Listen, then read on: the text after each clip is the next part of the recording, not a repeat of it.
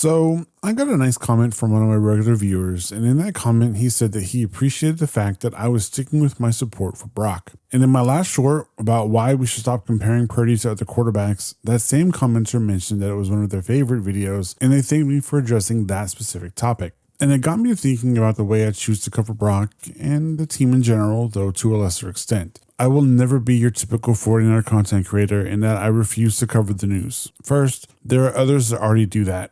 Second, I don't think I have the mindset it takes to cover it. I'm not a clickbait artist. I don't change my narratives depending on which way the wind is blowing. I can be objective while still being a fan of the team. Oh, I'm a fan of the team and its players. I've heard you can't be a fan while also covering the team in an objective way. More importantly, the news changes almost daily. Sure, that's good for content because it's simple, but I have a different goal with the content I create. I want to make people think. I want to challenge people's ideas. I want to tell stories, which brings me back to the overall subject, Brock.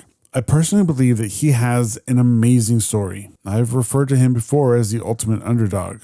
And sure, his story has some pages that we'd all like to forget, but if every story were perfect, they'd be boring. But I think it's important to remember that his story is more than just his last 20 starts or whatever arbitrary cutoff point that people want to use to try and prove a point. His story started in 2022 and encompasses a lot of ups and downs and continues to be told with each new game. And I'm very happy to continue telling it in my own way. That's it for me for now. Remember, rise above the noise and above all else, stay faithful.